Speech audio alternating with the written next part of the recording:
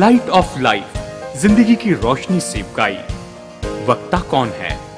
Doctor मल्लिका Samuel, जो चेन्नई के विख्यात कॉर्पोरेट हॉस्पिटल में सीनियर कंसल्टेंट, ऑब्स्टेट्रिशियन और गायनेकोलॉजिस्ट हैं। इन्हें गायनेकोलॉजी के क्षेत्र में 24 साल का अनुभव है। इन्होंने क्रिश्चियन मेडिकल कॉलेज वेल्लूर से MBBS की पढ़ाई की और पोस्ट ग्रेजुएशन की पढ़ाई आयरलैंड के डबलिन यूनिवर्सिटी के रुटांडा हॉस्पिटल से की है। ये विशेषज्ञ हैं high risk obstetrics, laparoscopy surgery और इनफर्टिलिटी में। ये अपने चर्च में स्तुति आराधना में अगुवाई करती हैं और साथ ही ये वहाँ प्रचारक भी हैं। इन्होंने अपना बचपन दिल्ली और जयपुर में बिताया है। गायनेकोलॉजिस्ट के रूप में इन्होंने पश्चिम बंगाल और आसाम में इनफर्टिलिटी क्लिनिक चलाए हैं, जिस कारण इन्हें हमारे देश के उत्तरी भाग में रहने वाले भाइयों और बहनों को सुसमाचार प्रचार करने की गहरी इच्छा दी। Namaskar. नमस्कार। It is such a pleasure for us to come and meet you on this day. और ये सच में हमारे लिए बड़ी खुशी की बात है कि इस दिन आकर आपसे मुलाकात कर सके। It is a pleasure to bring God's word to you. परमेश्वर का वचन आपके पास में लेकर आना सच में हमारे लिए बड़े आनंद की सौभाग्य की बात है। It is very important for us to study the word of God. परमेश्वर का वचन अध्ययन करना ये हमारे लिए बहुत ही महत्वपूर्ण है। Days are coming when God's word is the most important thing in our lives. ऐसे दिन आ रहे हैं जहाँ पर परमेश्वर का वचन हमारे जीवन में सबसे महत्वपूर्ण होगा। So today we are going to learn about the triune God. और आज हम त्रिएक परमेश्वर के बारे में अध्ययन करने वाले हैं। You know, the triune God is the most beautiful basis of the Christian faith. आप जानते हैं त्रिएक परमेश्वर जो है ये तो मसीह विश्वास का बहुत ही सुंदर या बहुत ही अच्छी नींव है। Every Sunday when we go to church, हर रविवार जब हम चर्च में जाते हैं we repeat the creed, हम क्रीड कहते हैं, which says, I believe in one God, जो ये कहते क्रीड तो ये है कि मैं एक परमेश्वर पर विश्वास करता हूँ, the Father जो पिता Almighty, जो कि सर्व सामर्थी है and His Son Jesus Christ. और उसका पुत्र यीशु मसीह है। And I believe in the Holy Spirit, और मैं पवित्र आत्मा में विश्वास करता the हूँ। Holy Catholic Church, देखिए पवित्र कैथोलिक चर्च भी the communion of saints, church के ऊपर और साथ साथ में संतों के ऊपर, the forgiveness of sins, संतों की संगति, पापों की क्षमा and the life everlasting. और अनंत काल के जीवन पर विश्वास करता हूँ। This is our creed. और यही तो हमारी क्रीड है, This is the basis of our faith. ये हमारे विश्वास की बुनियाद है। So what a wonderful thing the Trinity is. और ये त्रिएकता सच में कितनी अद्भुत बात है That God the Father, कि पिता परमेश्वर God the Son, और पुत्र परमेश्वर and God the Holy Spirit और पवित्र आत्मा परमेश्वर should work together एक साथ मिलकर काम for करें the redemption of man मनुष्य के छुटकारे के लिए and to bring him to a fellowship और उसे संगति में लेकर आए। based on the power of God, ये तो परमेश्वर की सामर्थ के ऊपर आधारित है, which nothing can shake. जिसे कोई हिला नहीं सकता। So it is important for us to understand और इसलिए हमें ये समझना बहुत ही महत्वपूर्ण है what is the triune ये God त्रिएक परमेश्वर क्या है and what he means to us. और ये हमारे लिए क्या महत्व रखता है। So today let us turn our minds तो आइए हम आज के दिन देखें, and our attention हमारे ध्यान को हम लगाएं to a better understanding of this truth. इस सच्चाई के बारे में अच्छे से समझने के लिए।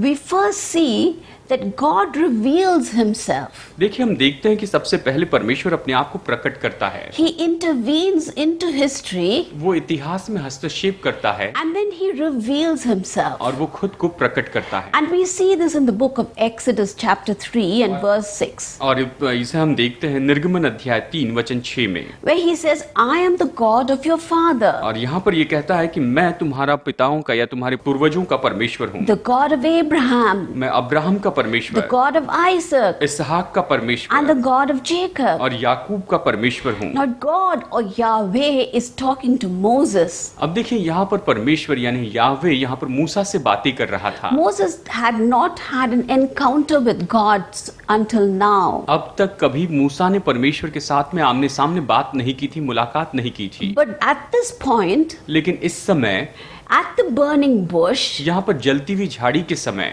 God had a direct encounter with Moses. परमेश्वर ने मूसा के साथ सीधी बातचीत की। He reveals himself to him उसने अपने आप को उस पर प्रकट किया and therefore to all mankind. और उसके द्वारा सभी मनुष्यों पर उसने खुद को प्रकट किया। And the Lord goes on to say in the book of Deuteronomy, यहाँ पर व्यवस्था विवरण की किताब में परमेश्वर आगे ये भी कहता है, chapter 4 and verse 39, व्यवस्था विवरण अध्याय 4 वचन 39, he says, see, ये कहता है, देखो now that I am he, मैं अब वो हूँ and there is no God beside me. और मुझे छोड़ और कोई परमेश्वर नहीं है। And at that point of time, और उस समय हम देखते हैं God forbids us to worship any other God except for him. परमेश्वर हमें उसे छोड़कर और किसी ईश्वर की उपासना करने से मना करता है। Now let us turn our attention to the Gospel of John. अब चलिए हम यहाँ पर यूहन्ना रचित सुसमाचार में से देखते हैं। Now the reason John wrote this Gospel और यूहन्ना ने ये जो सुसमाचार लिखा, इसका कारण यही है is to tell us कि हमें बताए that this Jesus who came into this world कि ये यीशु जो इस संसार में आया था was actually one with the Father. वो तो सच में पिता के साथ में एक था।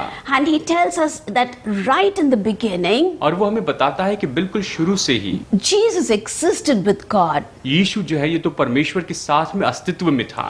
He was the Word. वो तो वचन था। The Word was Jesus. ये वचन ही यीशु था।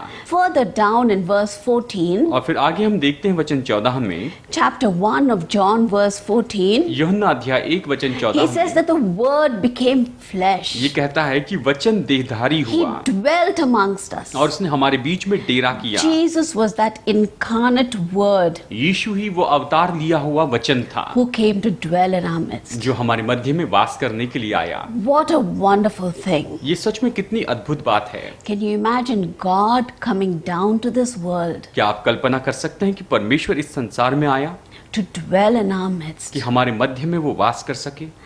And then we go on to the same chapter, और फिर इसी अध्याय में हम आगे बढ़ते हैं। verse 32, यहाँ पर वचन 32 में देखिए, where we see the baptism of Jesus. यहाँ पर हम यीशु के बपतिस्मे को देखते हैं। We see Jesus entering into the water of baptism, हम देखते हैं कि यीशु यहाँ पर बपतिस्मा लेने के लिए पानी में उतरता है। into the Jordan River. यरदन नदी के पानी में वो उतरता है And as he is immersed in the waters, और जैसे वो पानी में डुबकी लगाता है, there is a voice from heaven. आकाश से आकाशवाणी होती है। That is a voice of God. वो तो पिता परमेश्वर की आवाज है। He proclaims, He is my beloved Son. और वो वहाँ पर घोषित करता है कि ये मेरा प्रिय पुत्र है। And then we see that the Holy Spirit comes upon Jesus और हम फिर देखते हैं कि पवित्र आत्मा जो है वो तो यीशु पर in आता the है, form of a dove. एक कबूतर के रूप में वो आता है। So here is the beautiful representation of the Trinity. और यहाँ पर हम देखते हैं कि त्रिएकता का ये जो है ये बहुत ही सुंदर तरीके से यहाँ पर बताया गया Of the है। Father, पिता of the Son, और पुत्र and of the Holy Spirit. और पवित्र आत्मा के बारे में बताया है। Now in the book of Matthew chapter 28 and verse 19, मत्ती अध्याय 28 वचन 19 में हम देखते हैं, इसलिए तुम जाओ सब जातियों के लोगों को चेला बनाओ और उन्हें पिता और पुत्र और पवित्र आत्मा के नाम से बपतिस्मा दो। yes, indeed, we are to go out and make disciples, हाँ, निश्चय हमें बाहर जाकर चेले बनाते चले जाना है baptizing them in the name of the Father, Son, and the Holy Spirit. और उन्हें पिता पुत्र और पवित्र आत्मा के नाम में बपतिस्मा देना है। And then we will look at the 2 Corinthians chapter 13 and verse 14. और फिर हम यहाँ पर देखते हैं दूसरा कुरिन्थियों अध्याय 13 वचन 14 कहता है, प्रभु यीशु मसीह का अनुग्रह और परमेश्वर का प्रेम और पवित्र आत्मा की सहभागिता तुम सबके साथ होती रहे। Yes, for a child of God, हाँ, परमेश्वर की संतान के लिए he is nurtured by the fellowship of the Father, Son, and the Holy Spirit. वो तो पोषण पाता है पिता पुत्र और पवित्र आत्मा की संगति के द्वारा। What a significant thing it is for a Christian. ये तो एक विश्वासी के लिए कितनी महत्वपूर्ण बात है। God has not left you all alone to fend for yourself. परमेश्वर ने आपको अकेला नहीं छोड़ा है कि बस आप अपने लिए लड़ते चले जाएं। He has kept you in the presence of the triune God. उसने आपको उस त्रिएक परमेश्वर की उपस्थिति में रखा है।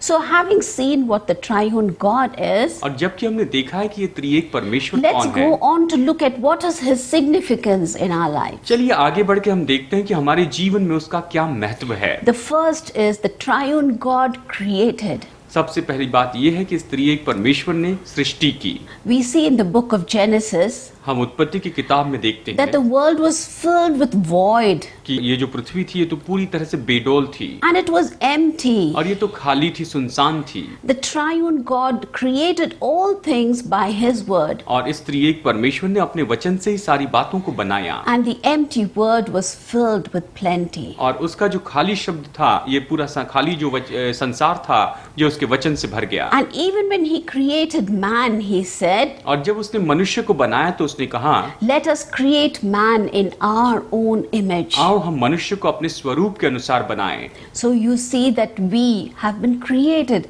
in the image of the triune तो God. यहाँ पर हम देखते हैं कि हम भी त्रिएक परमेश्वर के स्वरूप में ही बनाए गए हैं। So that is why और इसीलिए when our mind and our body is distracted through the daily routine, जब हमारा मन जो है ये प्रतिदिन के काम के द्वारा यहाँ वहाँ भटकते चले जाता है the soul yearns for God और हमारा जो प्राण है परमेश्वर के लिए पुकारता है, because he is our resting place. क्योंकि वही तो हमारे विश्राम की जगह है। We are created in his own image. हम तो उसके स्वरूप में बनाए गए So we हैं will always have a yearning for him. और इसलिए हमेशा हम उसके लिए वहाँ पर एक जिज्ञासा रखते हैं, एक पुकार रखते हैं। So my dear friend, और इसलिए मेरे प्यारे दोस्तों, today if you have a yearning for God, अपने अंदर से आज परमेश्वर को पुकार रहे हैं, it is because you have been created by him. ये इसीलिए है क्योंकि आपको उसने बनाया है। You have been created in his image. आप उसके स्वरूप में बनाए गए हैं So don't run away from him. और इसलिए आप उससे दूर न भागे Don't tarnish that image. और आप उस जो प्रतिमा है, ये जो रूप है, उसे आप ऐसे बेकार न करें। Keep it shining. आप उसे चमकाते रखें। You're created in the image of God. आप परमेश्वर के स्वरूप में बनाए गए हैं। You are precious in the sight of आप God. परमेश्वर की दृष्टि में बहुत ही बहुमूल्य हैं। Secondly, we see that the triune God chose us to be in fellowship with him. और दूसरी बात हम देखते हैं कि इस त्रिएक परमेश्वर ने चुना कि वो हमें अपने साथ संगति में रखे। Isn't it exciting to know that God has chosen us to be with him? और ये जानना बहुत ही उत्साह की बात है कि परमेश्वर ने हमें चुन लिया कि हम उसके साथ में रहे, Even before the foundation of the world, इस जगत की उत्पत्ति के पहले से ही। which is right from the beginning of time. हम ये कह सकते हैं तो बिल्कुल समय की शुरुआत होने के समय से ही। This is what we read in the book of Ephesians इफिसियों की पत्री में हम यही तो पढ़ते हैं, in chapter 1 and verse 4, इफिसियों अध्याय 1 वचन 4 में, that right in the beginning God had you in mind. कि बिल्कुल शुरू से ही परमेश्वर ने आपको अपने मन में रखा है। You are not an accident. आप यहाँ पर ऐसे अकस्मात नहीं आए हैं। You are not the product of some Maya. आप किसी माया के कारण ऐसे उत्पन्न नहीं हुए हैं। You are not a mistake. आप कोई गलती नहीं है। You have been chosen from the beginning of time. समय के पहले से ही आपको चुना गया था। You are precious in God's sight. आप परमेश्वर की दृष्टि में बहुत ही बहुमूल्य हैं। Genesis 5 and 21 tells us उत्पत्ति अध्याय 5 वचन 21 हमें बताता है that Enoch walked with God. कि हनोक परमेश्वर के साथ चलता He था, lived in fellowship with वो God, परमेश्वर के साथ संगति में जीता था, just as God intended for him. जैसे परमेश्वर ने उसके लिए चाहा था वैसे ही। But there was another person. लेकिन एक और व्यक्ति था This guy was called Cain. और इस व्यक्ति का नाम था can. Cain disobeyed God. Can ने परमेश्वर की आज्ञा भंग की, He rebelled against him उसने उसके विरुद्ध में बलवा किया and he walked away from God's presence. और वो परमेश्वर की उपस्थिति से दूर हो गया। So let us not walk away from God. तो आइए हम परमेश्वर से दूर न जाएं। God longs us to have fellowship with him, परमेश्वर चाहता है कि हम उसके साथ में संगति रखें and we in turn find rest in him. और निश्चय इसके बदले में हम उसमें विश्राम पाते हैं। Where are we today? आज हम कहाँ पर हैं? This is what the Lord is asking us. परमेश्वर हमसे यही तो सवाल पूछता है, Are we living a life in fellowship with him, क्या हम उसके साथ की संगति में जीवन जी or are रहे we हैं walking away from him? या फिर हम उससे दूर जा रहे हैं? Are we doing what Cain did? जो कुछ कैन ने किया क्या हम वैसे ही कर रहे हैं? We can come back. हम वापस आ सकते Our God is a God who welcomes us back. हमारा परमेश्वर ऐसा परमेश्वर है जो हमारा फिर से स्वागत करता है। What a wonderful thing it is to live in fellowship with the Lord. परमेश्वर के साथ में संगति में जीना कितनी अद्भुत बात The है। psalmist has said in Psalm 25 and verse 12, भजन संहिता 25 वचन 12 में भजनकार ने इस तरह से कहा है, he said, "Who is that man who fears the Lord? और उसने कहा वो मनुष्य कौन है जो परमेश्वर का भय मानता है? It is he who walks in the way that the Lord chooses for ये तो him. वही है जो उस मार्ग में चलता है जो परमेश्वर ने उसके लिए चुना है। He will live in prosperity. वो संपन्नता में जिएगा, His descendants shall inherit the earth." उसके जो वंश है वो तो इस पृथ्वी के वारिस होंगे। Not only that, और केवल इतना ही नहीं, The secrets of the Lord are with those who fear Him, परमेश्वर की जो गुप्त बातें हैं ये तो उनके साथ में जो उसका भय मानते or हैं, those who walk in fellowship with Him. या वो जो उसके साथ में संगति में चलते हैं। Isn't this too much to think of? ये सोचना सच में कितना अद्भुत है That God should share His dear secrets with you. कि परमेश्वर अपने भेद की बातें आप पर प्रकट करता है। Abraham had such a close fellowship with God, Abraham परमेश्वर के साथ में इतनी करीबी so संगति में much था, so that angels came to visit him. यहाँ तक कि जो स्वर्गदूत है उससे मिलने के लिए आते थे। One day, as he was sitting in the door of his tent, एक दिन जब वो अपने तंबू के सामने बैठा था, 3 men appeared to him. 3 मनुष्य उसके सामने प्रकट हुए। 2 of them were angels, उनमें से 2 तो स्वर्गदूत थे and 1 was the Son of Man. और उनमें से एक मनुष्य का पुत्र था। This is Jesus. ये तो यीशु है। Now we see that the triune God redeems. अब हम ये भी देखेंगे कि त्रिएक परमेश्वर छुटकारा देता है। In generations to come, we have seen that Israel failed God. और हमने देखा कि आने वाली इतनी तो भी पीढ़ी में जो इस्राएल है, इन लोगों ने परमेश्वर को असफल किया। They turned away from Him. वो उससे दूर चले गए They chose to forget what God had done for them. और उन्होंने चुनाव किया कि जो कुछ परमेश्वर ने उनके लिए किया उसे भूल जाए। But what about us? लेकिन हमारे बारे में क्या? Have we forgotten how God saved us? क्या हम भूल गए कि परमेश्वर ने हमें कैसे How He बचाया है? picked us up from the miry clay कैसे उसने हमें धूल में से उठाया है and He put us on the solid ground. और कैसे उसने हमें ऊंचाई पर मजबूत जगह पर Have we रखा। forgotten how the Lord helped us when we were down and out? और क्या हम भूल गए हैं कि जब हम वहां पर बिल्कुल नीचे थे, बाहर गिर गए थे, ऐसे समय परमेश्वर ने हमारी कैसे मदद की? When we sit at His feet, जब हम उसके चरणों पर बैठे होते हैं, His voice comes to us. उसकी आवाज हमारे पास आती है। If we have gone astray, we just have to cry out to Him अगर हम भटक गए हैं तो उसके पास हमें बस उसे पुकारना है and humble ourselves before Him. और हमें अपने आप को उसके सामने नम्र करना है। God will never condemn us. परमेश्वर हम पर कभी दोष नहीं He लगाएगा। loves us and He will bring us back to Himself. वो हमसे प्रेम करता है और वो हमें अपने आप की ओर वापस लेकर आएगा। Not only that, केवल इतना ही नहीं, but according to what is written in the 2nd book of Corinthians, दूसरा कुरिन्थियों में जो कुछ लिखा है उसके chapter अनुसार, 1 and verse 21 and 22, दूसरा कुरिन्थियों अध्याय 1 वचन 21 और 22 में जो लिखा है उसके अनुसार, we read that He has also put His seal upon us. हम यहाँ पर देखते हैं कि उसने हमारे ऊपर में एक मुहर लगाई है And He has given us the Holy Spirit as a pledge और उसने हमें बयाने के रूप में पवित्र आत्मा भी दी है। in our hearts. हमारे दिल में उसने पवित्र आत्मा दी है। So we see that the triune God redeems us. तो हम देखते हैं कि त्रिएक परमेश्वर हमें छुटकारा देता है। Now we see that the triune God appoints us to bear fruit. अब हम देखते हैं कि त्रिएक परमेश्वर हमें फलवंत होने के लिए नियुक्त करता है। Nothing works better than the analogy of the vine tree and the fruit. और ये जो दाखलता है और उसकी जो फल है, इसकी तुलना के रूप में अगर देखा जाए तो इससे बेहतर और कुछ भी नहीं है।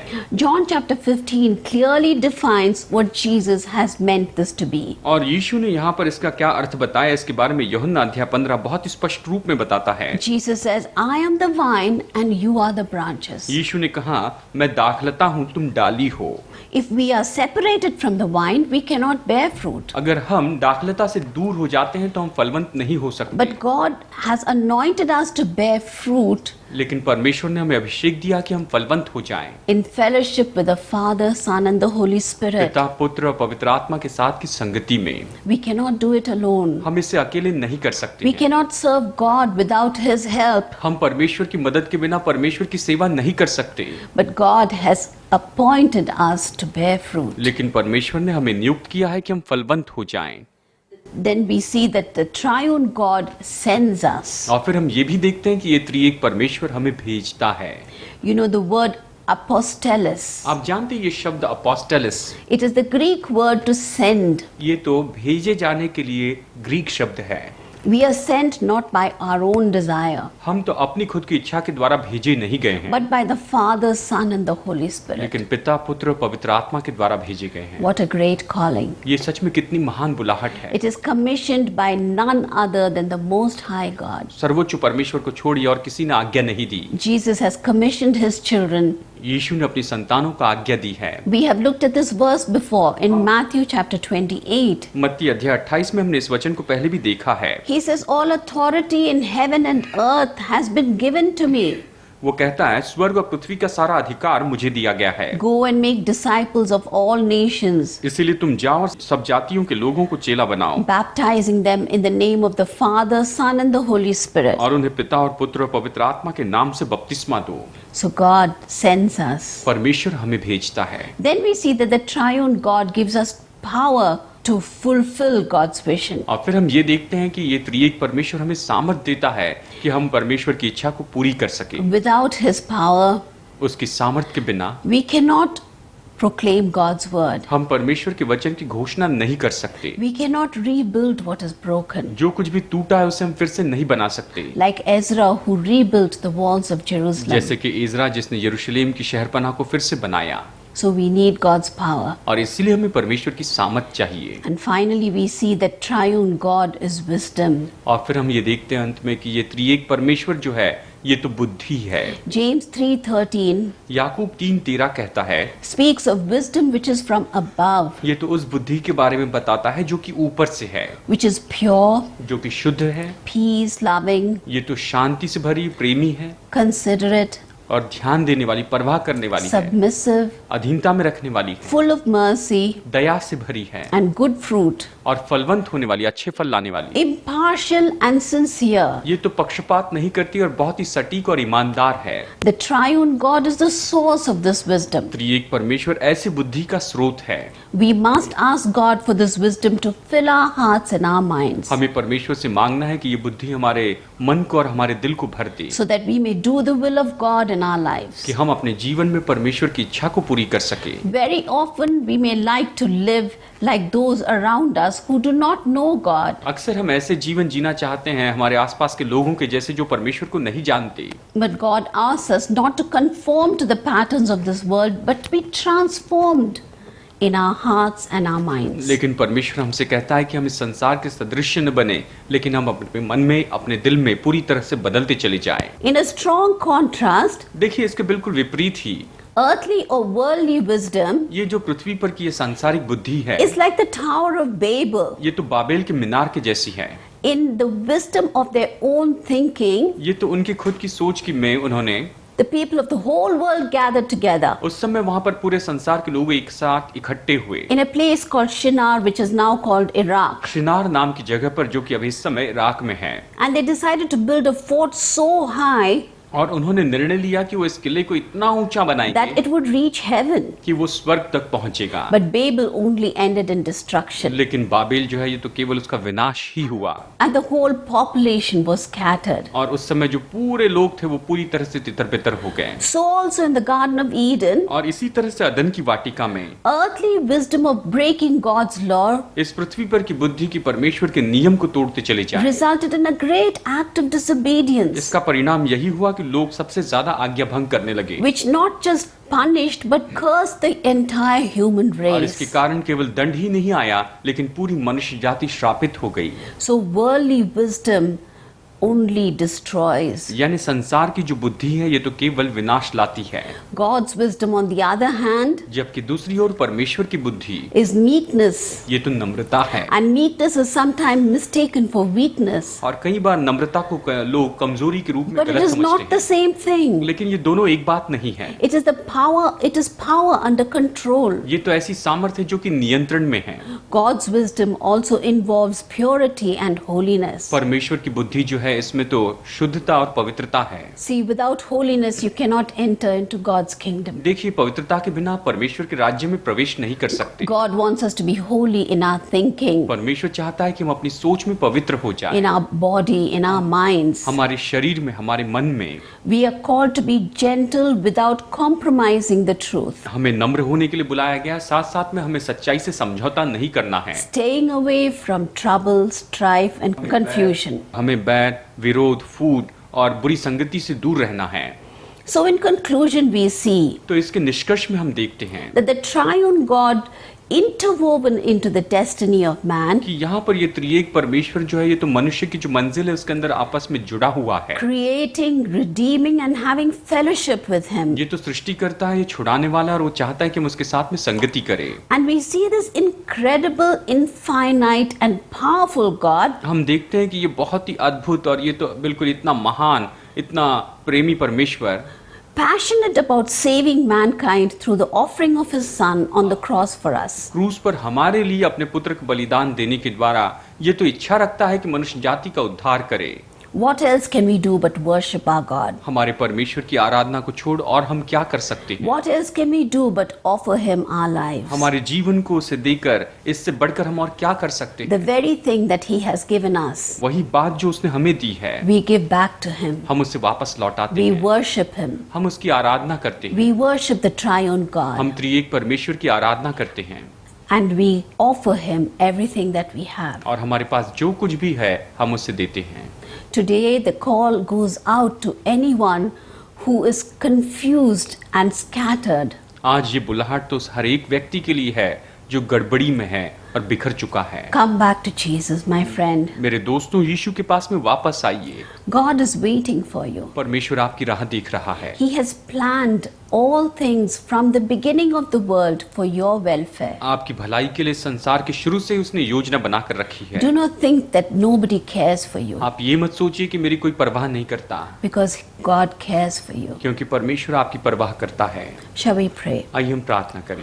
Father God, we just want to thank you so much that you are the triune God. पिता परमेश्वर, हम आपका धन्यवाद करते हैं कि आप त्रिएक परमेश्वर है। We want to thank you, Father, Son and Holy Spirit. हम धन्यवाद करते हैं पिता, पुत्र और पवित्र आत्मा We want का। to thank you for washing us by your precious blood, धन्यवाद करते हैं कि आपने हमें अपने बहुमूल्य लहू से धोया है, for that ultimate sacrifice उस महान बलिदान के द्वारा which made us acceptable to you. जिसके कारण प्रभु हम आपकी दृष्टि में स्वीकारनीय We हुए। want to thank you for that life-giving presence, Holy Spirit. पवित्र आत्मा, उस जीवन देने वाली उपस्थिति के लिए धन्यवाद By देते you help us to live every day, हैं, जिसके द्वारा प्रतिदिन जीने में आप हमारी मदद करते हैं। and we give you all the glory. हम आपको सारी महिमा देते हैं। In Jesus' name, यीशु के नाम में प्रार्थना करते हैं। amen. आमेन।